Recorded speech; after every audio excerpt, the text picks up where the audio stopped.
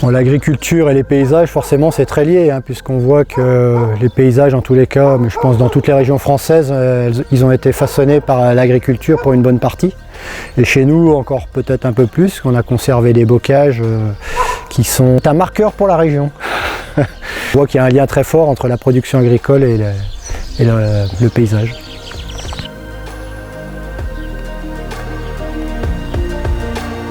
Le fait d'être proche et de travailler avec des animaux, avec nos prairies, avec nos cultures, on a en permanence un lien avec l'environnement.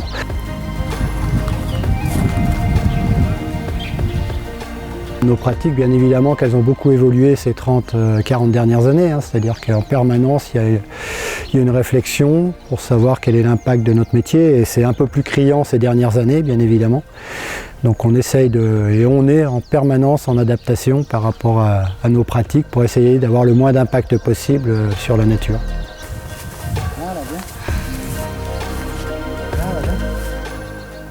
Je pense qu'en Saône-et-Loire, l'agriculture, les paysages et l'environnement font plutôt bon ménage, puisque on a une agriculture qui est très diversifiée, qui a plutôt un élevage plutôt pas trop intensif. Sur les cultures, je crois qu'on a fait attention et qu'on évolue très rapidement aussi sur les pratiques.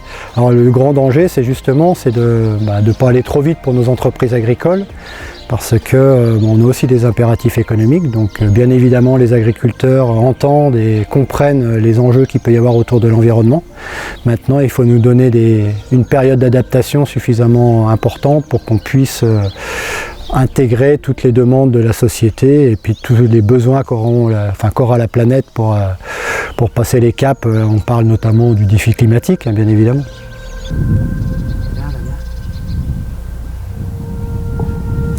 Le problème qu'on peut avoir par rapport à l'environnement, c'est que ça se traduit souvent par des normes assez restrictives, et bon, ça pose un problème pour chaque exploitation, parce que les normes, il faut bien sûr les expliquer quand c'est les règles, mais quelquefois ça pose de vraies problématiques par rapport aux productions qu'on peut avoir en place, et notamment par rapport à la rentabilité de ces productions.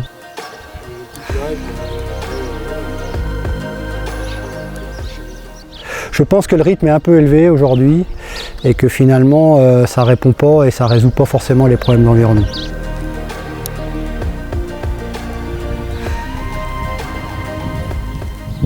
Aujourd'hui, on essaye de réfléchir à essayer de témoigner sur les choses qu'on fait, les choses bien qu'on arrive à mettre en place, et puis surtout les résultats que ça apporte.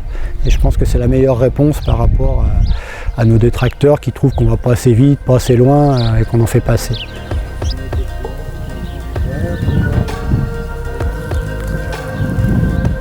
On aimerait transmettre le fait que si la France est reconnue aujourd'hui comme l'agriculture la plus durable, c'est quand même que les agriculteurs français ont quand même pris en compte la problématique de l'environnement, du bien-être animal.